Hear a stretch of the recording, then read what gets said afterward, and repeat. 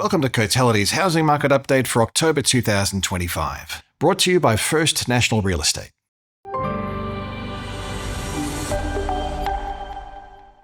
The Australian property market is gathering strength as we head further into spring, with September marking the strongest monthly gain for national dwelling values since October of 2023.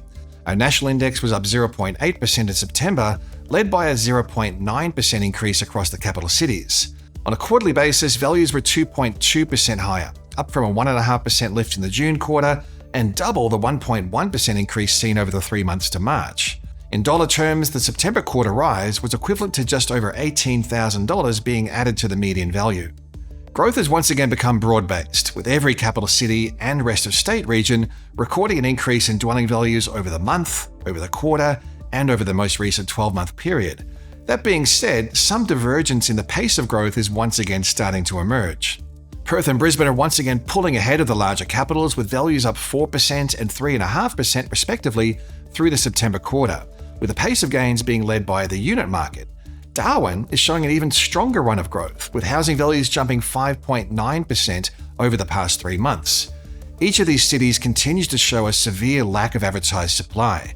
The number of homes for sale at the end of September was about 53% lower than average in Darwin, 45% below average in Perth, and down 31% in Brisbane. At the same time, estimates for quarterly home sales are tracking at above average levels, demonstrating a clear disconnect between supply and demand. Home values have risen across each of the broad value tiers. However, the strongest pace of growth has rippled from the lower quartile of the market to the broad middle of the market. This is likely a reflection of increased borrowing capacity, thanks to lower interest rates, which in turn could be supporting demand at slightly higher price points. Across the combined capitals, lower quartile dwelling values were up 2.6% through the September quarter, compared with a 2.7% rise across the broad middle of the market and a 1.8% increase in upper quartile values. Moving our focus to rental markets, the national vacancy rate slipped to a new record low in September, with only 1.2% of Australian units and 1.7% of houses estimated to be vacant and available for lease in September. The renewed downtrend in rental vacancies has been accompanied by a re-acceleration in rental growth. Cotality's National Rental Index rose 0.5% in seasonally adjusted terms through September, taking the quarterly change to 1.4%, the highest since June last year. The bad news for renters, of course, is that rental listings are continuing to trend lower, tracking about 25% below the 5-year average in September. Brisbane housing values are up 1.2% in September, taking the quarterly change to 3.5%, the strongest gain over a 3-month period since June of last year. Brisbane's unit market is driving the gains, posting a solid 4.7% increase in values through the September quarter, compared with a 3.3% rise in house values. The stronger gains across the unit sector reflect lower supply, with unit listings tracking 45% below the 5-year average for this time of the year. The flip side of such robust growth is that housing affordability is becoming increasingly stretched, with the median house value holding above the $1 million mark since May and the median unit value holding above $700,000 since April. The spring selling season is shaping up to be a strong one, with vendors definitely back in the driver's seat. Low advertised stock levels and higher buyer demand are a recipe for solid selling conditions that will likely see prices lift further through the rest of spring and into the end of the year. The 75 basis point cut to the cash rate has played a key role in supporting housing activity. Borrowing capacity, based on a median household income of $106,000, has increased by about 7% since the first rate cut in February, and lower interest rates have supported a lift in consumer sentiment, which is really important for high commitment decision-making.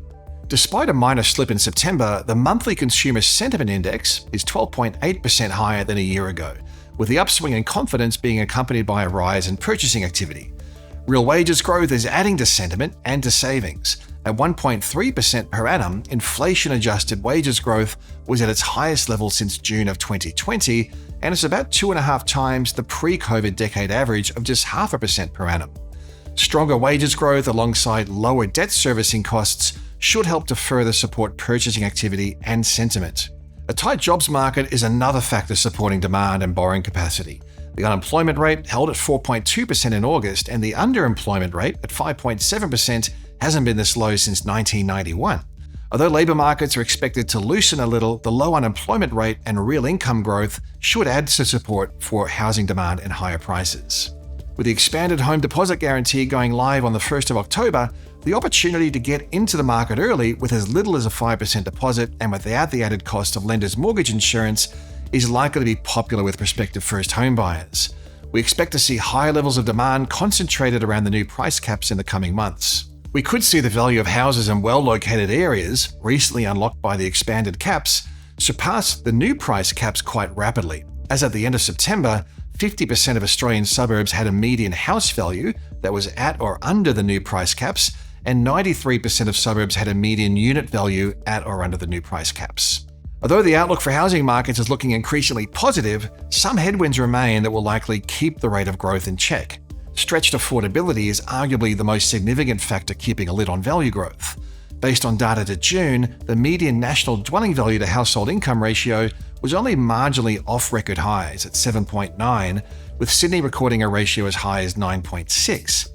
We also have some renewed uncertainty around the path of inflation, given a higher than expected monthly inflation indicator reading for August, which could push back the timing and extent of further interest rate cuts. There's plenty to keep an eye on as we move through spring. You can keep up to date with all our property sector analysis at the insights pages of the Cotality website.